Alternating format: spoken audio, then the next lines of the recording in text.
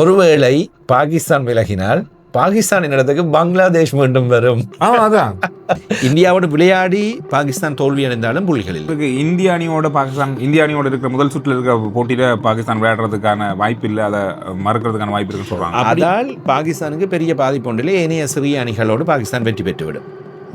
எப்படியாவது இரண்டாவது இடம் என்பது பாகிஸ்தானுக்கு உறுதி.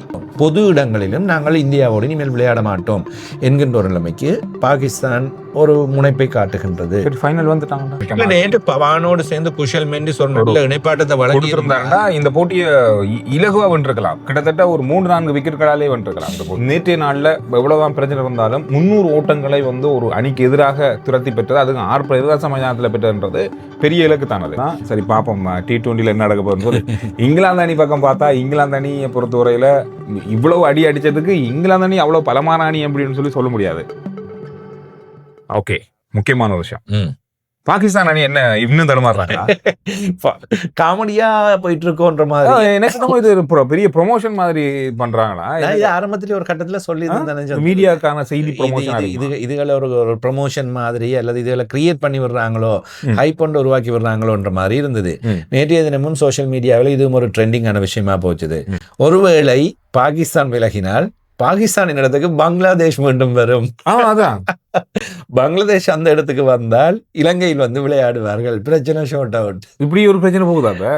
இது சோசியல் மீடியாவுக்குள்ள போற விஷயம். கணிக்கிறது அடுத்த அணி பங்களாதேஷ் தானே இருக்கும். அப்ப வருமன்றக்காக ஒரு கணிப்பு தெரியல. இப்படி எனக்கு தெரிந்து இப்படி நடக்கிறதுக்கு வாய்ப்பு இல்லவே இல்லை. இன்னொரு விஷயம் போயிட்டு இருக்கு. இந்திய அணியோட இருக்கிற முதல் சுற்றில் இருக்கிற போட்டியில பாகிஸ்தான் விளையாடுறதுக்கான வாய்ப்பு இல்லை, அதை மறுக்கிறதுக்கான வாய்ப்பு இருக்குன்னு சொல்றாங்க. அப்படி ஒரு கதை தான் நேற்றைய தினத்தில் போய்கொண்டிருக்கின்றது. அதாவது உலகக்கிண்ண தொடரில் பாகிஸ்தான் விளையாடும்.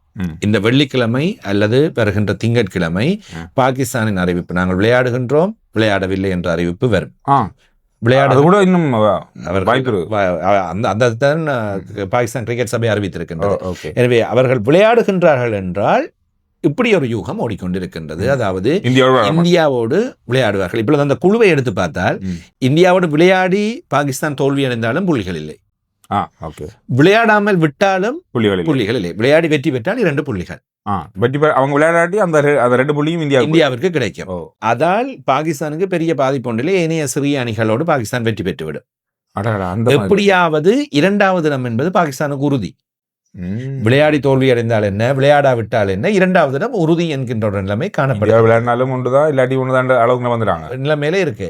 அப்ப அவங்க சில வேளை இப்ப என்ன, இதை ஒரு சாதகமாக இவர்கள் இப்படியான விஷயங்களை செய்கின்றார்கள். நாங்கள் எங்களுடைய எதிர்ப்புக்காக இந்த போட்டியை புறக்கணிக்கின்றோம். இப்பொழுது ஆசிய கணத்தில் இந்த விஷயம் நடந்தது. அந்த பிரச்சனைகள் இல்லாவிட்டால் நாங்கள் போட்டிக்கு வரமாட்டோம் என்று வராமல் நின்றார்கள். அது பின்னர் பேச்சுவார்த்தைகள் மூலமாக தீர்க்கப்பட்டன. அதே போன்ற நிலைமையை காட்டலாம். இவ்வாறான விஷயங்களை இந்தியா எங்களுக்கு எதிராக செய்கின்றது. இதன் காரணமாக நாங்கள் புறக்கணிக்கின்றோம், பொது இடங்களிலும் நாங்கள் இந்தியாவோடு இனிமேல் விளையாட மாட்டோம் என்கின்ற ஒரு நிலைமைக்கு பாகிஸ்தான் ஒரு முனைப்பை காட்டுகின்றது. ஃபைனல் வந்துட்டாங்களா? அதுக்கும் திருப்பி அதே ஒரு பிரச்சனை வரும். சில வேளை ஃபைனல் தான் என்றதுக்காக இப்போ இது முதல் கட்டம் தானே, முதல் கட்டம் என்றதுக்கு பிறகு இனி என்ன நடக்கும்ன்றது இப்போ இது இத்தனையும் பேச்சுக்களில் இருக்கின்றன. சில வேளைகளில் மாறி யோசிப்பார்கள் தானே, வந்து ஆசிய கண்டத்தில் போன்று நாங்கள் இந்தியாவுக்கு அடித்து காட்ட போகின்றோம் என்று அப்படியும் வரலாம். வெற்றி பெற்றால் இது எல்லாத்துக்கும் நாங்கள் ஒரு முடிவு கட்டுகின்றோம் என்கின்ற ஒரு விஷயமும் வரும். ஆனா எனக்கு தெரிஞ்சு விளையாடுறதா நல்லா விளையாடுவார்கள், நானும் நினைக்கின்றேன் விளையாடுவார்கள். இது கொஞ்சம் அதிகமான ஹைப் ஒன்றை இன்னும் உருவாக்கி இது இன்னும் கொஞ்சம் ப்ரொமோஷனல் ஒர்க்ஸ், இந்த தொலைக்காட்சிகள் டிஆர்பி என்றெல்லாம் சொல்வார்கள், இந்த அதெல்லாத்தையும் மீட்டி இந்த போட்டி பாருங்கடா, இந்த டிக்கெட் எடுத்து நேரில் போய் பார்க்குறோம், நம்ம டீமுக்கு சப்போர்ட் பண்ணுவோம். என்ன பொறுத்தவரைக்கும் என்னதான் இருந்தாலும் அரசியல், தனிப்பட்ட காரணங்கள், தனிப்பட்ட பிரச்சனைகள், இப்போ எதுவும் இருந்தாலும் இது கிரிக்கெட் தானே. இது கிரிக்கெட் வேற ஒரு உலகம். இதுக்குள்ள போய் நான் விளையாட மாட்டேன்னு சொல்ல, அது என்னதான் இருந்தாலும் ஒரு காலத்தில் பார்த்தீங்கன்னா பாகிஸ்தான் இந்தியா வீரர்கள் எவ்வளவு நெருக்கமா பேசிக் கொள்வாங்க. ஆனால் அவற்றை தாண்டி பொது இடங்கள் விளையாட மாட்டோம், இந்த பிரச்சனைகளை இன்னும் மேலும் மேலும் வளர்த்து கொண்டு போவது கிரிக்கெட்டுக்கு ஆரோக்கியம் இல்ல. ஓகே, நேற்றைய போட்டி இலங்கை இங்கிலாந்து அணி, எனக்கு இந்த போட்டியை இலங்கை அணி வெல்லக்கூடிய போட்டி தான். இது 300 தாண்டி இருந்தாலும் நான் சொல்றேன், இந்தாங்க ஐயா வேண்டாம், நீங்க கொண்டு போங்க. இலங்கை அணி சரி முதல்ல நாணய சுழற்சியில இங்கிலாந்து அணி வென்றாங்க. அது எப்படியுமே அவங்க துடுப்படத்தான் போறாங்க. எந்த அணி வென்றிருந்தாலும் துடுப்படத்தா. இலங்கை அணி கூட வென்றிருந்தா கூட துடுப்பாட்டம் தான் முதலாக வந்திருக்கு. அதுல மாற்றம் இல்லை. அதுதான் ஆர் பிரேமதாச மைதானத்தினுடைய வளமை. அது மாறாது. ஆனாலும் 300 ஓட்டங்களை தாண்டினது அப்படின்றது ஒரு பெரிய ஒரு இலக்கு இலங்கை அணிக்கு. ஏன்னா கடந்த 2 போட்டியிலையும் வந்து 250க்குள்ள தான் இந்த போட்டியினுடைய அந்த எல்லை இருந்தது. நேற்றைய நாள்ல 600க்கும் மேற்பட்ட ஓட்டங்கள் 2 அணியாலையும் குவிக்கப்பட்டு ஒரே நாள்ல. அது ஒரு பெரிய ஓட்ட எண்ணிக்கை. ஆனா இந்த போட்டி என்னதான் 300 தாண்டி இருந்தாலும் இலங்கை அணிக்கான ஒரு மிகப்பெரிய வாய்ப்பு 90% வாய்ப்பு இருந்தது. துடுப்பாட்டத்தின் பொழுது நல்ல ஆரம்பம், நல்ல முறையில் ஓட்டங்கள் போனது. நேற்றைய தினம் பெரிய ஒரு நல்ல விஷயம், பவான் ரத்நாயக்காவுக்கு 4வது இடத்தை கொடுத்தார்கள். அன்னைக்கு கடந்த வீடியோவில் சொல்லியிருந்தேன், அவர் முன்வரிசையில் துடுப்படுத்தாட வேண்டியவர், 4வது இடத்தில் துடுப்படுத்தாட வேண்டியவர். அவருக்கு அந்த இடத்தை வழங்கினால் அழுத்தங்கள் இல்லாமல் பின்னுக்கு சீனியர்ஸ் இருக்கின்றார்கள் என்பதோடு விளையாடுவார். இருந்தும் நேற்று விக்கெட்ஸ் விழ அடித்து தனியே நின்று போராடி இப்பொழுது ஜோ ரூட்டின் பாராட்டையும் பெற்றார். எனவே அவர் இலங்கைக்கான நட்சத்திரம் அல்ல, அவர் சர்வதேச கிரிக்கெட் நட்சத்திரமாக முடிவார். தயவு செய்து அதை இந்த முக்கியமானவர்கள் சொதப்பாமல் இருந்தால் சரி. நம்மாக்கள் நேற்று ஒரு சொதப்பல் செஞ்சாங்க. ஹசரங்க 2 போட்டியில வெளியிதான் இருந்தார். நேற்றைய போட்டியா அவருக்கு கொண்டு வந்திருக்க வேண்டிய அவசியமே இல்லை. ஏற்கனவே இந்த அணி சரியா தான் இருந்தது, நல்லா தான் இருந்தது. ஆனா நேற்று அவரை கொண்டு வந்த எந்த பிரயோசனமும் இல்லை. ஏற்கனவே விளையாடின ஒருத்தருடைய வாய்ப்பை இல்லாம அவரை உள்ள கொண்டு வந்தார். எல்லாத்தையும் விட எனக்கு என்னை பொறுத்தவரையில் சரித்த சலங்க எனக்கு விருப்பமான, அவர் மீது நான் மரியாதை வைத்திருந்தேன். அணித்தலைவராக வந்த வேளையில் கிரிக்கெட்டில் மாற்றங்கள் செய்ய போகின்றார். அசலங்க கீழ்மட்டத்திலிருந்து வந்தவர் நிறைய செய்வார் என்று எதிர்பார்த்தேன். ஆனால் அவருக்கு இந்த ப்ரெஷர் ஹேண்ட்லிங் அல்லது அழுத்தங்களை விளையாட கூட முடியாமல் போய்விட்டது. அழுத்தங்களை கையாளவும் முடியவில்லை.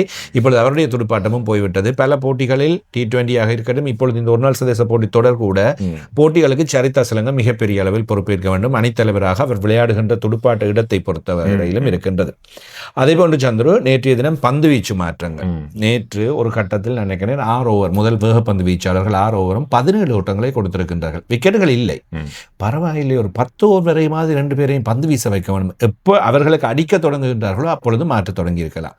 உடனடியாக சுழல் பந்து வீச்சாளர்களை கொண்டு வந்து சுழல் பந்து வீச்சாளர்கள் எல்லாரையும் கொடுத்து அவங்க போட்டு அடின்னு அடித்தாலும் 3 ஓவர் 1 மேரின் 7 ரன் கொடுத்த ஜனத்லி எனகைக்கு போட்டி முடிவடையும் வரை 1 ஓவர் கூட கொடுக்கல. ஹாரி புரூக் போட்டு ஒரு பக்கத்தால் அடித்து பிரின்னு பிரித்து கொண்டு இருக்கின்றார். போடுறவனுக்கு எல்லாருக்கும் அடி, இவர் அவர்ன்றது இல்லை. அந்த டைம்ல முன்னுக்கு நல்லா போல் பண்ண ஒருத்தனை ட்ரை பண்ணி பார்க்கலாமே, அதுக்கும் நடக்கவே இல்லை. இப்ப அதுதான் சொல்கிறேன். இப்ப மறந்து ஓட்டங்களை கட்டுப்படுத்த முயற்சிக்கல மறந்து போயிட்டாரா? அவர் தான் மறந்து போயிட்டாலும் அப்ப கோச்சஸ் எல்லாரும் என்ன செய்யறாங்க? ஒரு மெசேஜை பாஸ் பண்ணிடலாதா? ஜனத்தில் எனக்கு ட்ரை பண்ணி பாருங்க. ஜெயசூரிய என்ன செய்யறார்? இந்த விஷயங்கள் இருந்தன. அதே மாதிரி சந்துரு, துடுப்பாட்டத்தில் இன்னும் நாங்கள் அனுபவம் என்று சொல்லிக் கொண்டிருந்தாலும் குஷல் மெண்டிஸ் நேற்று ஆட்டம் இருந்த விதம், வந்தவரத்தில் 6-4 எல்லாம் அடித்து போட்டி கட்டுப்பாட்டுக்குள் இருக்கின்றது. கண்ட்ரோலிலே அடுத்த பந்தை அப்படி தூக்கி கொடுத்து போட்டு போகின்றார். 9 பந்துகளில் 20 ஓட்டங்கள், 8 பந்துகளில் 20 ஓட்டங்கள், ஒரு 6 அடிச்சிருக்கார், 3 4. என்ன ஒரு ஃபோமில் இருக்கிறார்?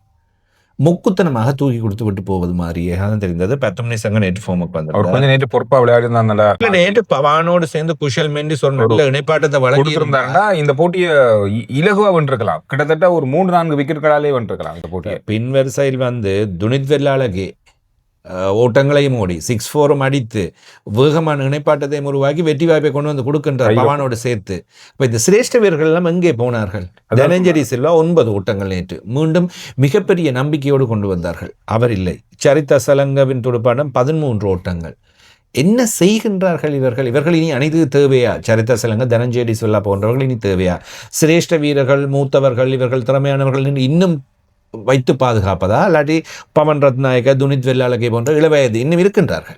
அவர்களை கொண்டு வந்து அணிக்குள் இப்பொழுது உருவாக்கி இந்த புது ரத்தத்தை மாற்ற வேண்டும். அப்போதுதான் நல்லா கவனிச்சிங்கன்னா பார்த்தீங்கன்னா நேற்றைய போட்டியில புதியவர்கள், இளையவர்கள் தான் நேற்றைய போட்டியை கொண்டு போய் கடைசி கட்டத்துக்கு ஓகே ஒரு கட்டத்துக்கு மேல 2 விக்கெட் தான் இருக்கு. ஆனா இங்க இருக்கிற பவன் ரத்நாயக்கா இருக்கும் வரைக்கும் இந்த போட்டி இலங்கை அணி கையில தான் இருக்கு அப்படின்றது பாக்குற ரசிகர்களுக்கே தெரிஞ்சது. ஓகே, இவர் இருந்தாருன்னா இந்த போட்டி வெல்ல வாய்ப்பு. ஏன்னா 30 ஓட்டங்களுக்கு 30 பந்துகளுக்கு 60 ஓட்டம், இது அவ்வளவு பெரிய வாய்ப்பு இருந்து கொண்டே வந்தது, அப்படியே குறைந்து கொண்டு வந்தது. அது முதலில் டபுளா இருந்தது. 60 பந்துகளுக்கு 120 இருந்தது, 120 விட கூட இருந்தது, 140 சொச்சம் இருந்த மாதிரி ஞாபகம். எனவே அதை 30 பந்துகளுக்கு 60 என்று கொண்டு வந்து இலகுவான போட்டி.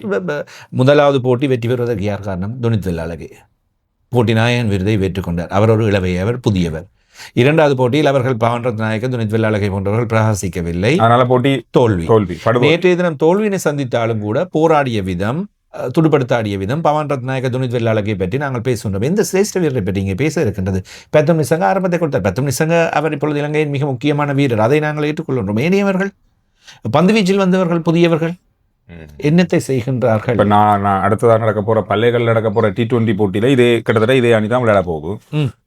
என்ன நடக்க போகுதுன்னு தெரியல. இதே இங்கிலாந்து தான் நடக்க போகுது. ஆனா இங்கிலாந்து பக்கம் இலங்கை அணி பக்கம் இவ்வளவு பிரச்சனை இருக்கு. ஆனா இலங்கை அணி பக்கம் நேற்றைய நாள்ல எவ்வளவுதான் பிரச்சனை இருந்தாலும் 300 ஓட்டங்களை வந்து ஒரு அணிக்கு எதிராக துரத்தி பெற்றது, அதுக்கு 6 பிரதேச மைதானத்துல பெற்றதுன்றது பெரிய இலக்கு தானது. அதுல எந்த மாற்றமும் இல்லை. அது வெற்றியோ தோல்வியோ அதுல இல்ல. ஆனா நல்ல விஷயங்கள் பல நடந்திருக்கு. இந்த நாங்கள் சுட்டிக்காட்டிய இந்த குறைகளை சரியாக சீர் செய்திருந்தால் வெற்றிக்கு இன்னும் பக்கத்தில் அல்லது வெற்றி பெற்றிருக்கலாம். ஆனா முதல் இப்ப இந்த போட்டி நாங்கள் தோற்று இந்த தொடரையும் தோத்துட்டோம்னு வச்சுக்கோங்க. ஆனாலும் முதல் இருந்த இலங்கை அணிக்கும் இப்ப இருக்க இலங்கை அணிக்கும் நிறைய மாற்றமும் நிறைய முன்னேற்றமும் இருக்கு. இப்ப நான் நினைச்சேன் 350 தாண்டி தாங்க இங்கிலாந்து அணின்னு சொல்லும்போது இலங்கை அணியால 200 கூட தாண்ட முடியுமான்றதா நமக்கு ஒரு இது இருந்தது. அந்த அளவுக்கு ஒரு கட்டத்தில் அப்படி ஒரு நிலைமையும் போச்சு இருந்தது. அப்ப 300 தாண்டினதுன்றதே பெரிய விஷயம் தான். சரி பாப்போம் T20ல என்ன நடக்க போகுதுன்னு சொல்லி. இங்கிலாந்து அணி பக்கம் பார்த்தா இங்கிலாந்து அணியை பொறுத்தவரையில இவ்வளவு அடி அடிச்சதுக்கு இங்கிலாந்து அணி அவ்வளவு பலமான அணி அப்படின்னு சொல்ல முடியாது.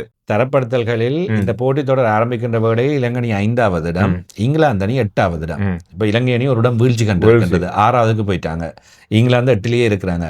அவங்களுக்கு பெரிய பெருமூச்சு விடுற நிலைமை. இப்ப 3 வருஷத்துக்கு பிறகு வெளிநாட்டுல ஒரு சீரீஸ் வின், ஒரு தொடர் 3 வருஷத்துக்கு பிறகு இங்கிலாந்து இவ்வளவு பலமான அணி. அவர்கள் இங்க வந்து நம்மள பாவிச்சுட்டாங்க. சரி, அதுலயும் பிச் சரியில்லைன்னு முதல் 2 மேட்சுக்கும் சொன்னாங்க. அதுக்காகவே ஒரு வேளை நேற்று பிச்சை மாத்துறாங்களோ தெரியாது. நீங்க அடிங்க 400 கூட அடிங்க என்று சொல்லி மற்ற பிச்சை போட்டாங்க. எங்கட பிச்சை குறை சொல்லிடாதீங்க, நீங்க நல்லா சொல்லிட்டு போயிருங்கன்ற மாதிரியா போய் அப்படி இருக்கலாம். இந்த T20 போட்டியில இலங்கை எங்களுக்கு நம்பிக்கையை தாங்க, இல்லைன்னா நாங்க வேர்ல்ட் கப் பாக்குறதுலயே அர்த்தம் இல்லை என்ற நிலைமைக்கு எங்களை கொண்டு போயிடாதீங்க. இது ஒரு பெரிய ஒரு விஷயமா இருக்கு. நீங்க என்ன நினைக்கிறீங்க? நேற்று இலங்கையினுடைய இப்பத்திய இலங்கை அணியினுடைய இப்ப இருக்க தரவுகள், இப்ப விளையாடுற விஷயம் பத்தி என்ன நினைக்கிறேன்? கடந்த அந்த தெரிவுக்குழு முதல் இருந்ததுக்கும் இப்ப என்ன வித்தியாசம் இருக்கு, என்ன மாற்றம் இருக்குன்ற கருத்துக்களை சொல்லுங்க.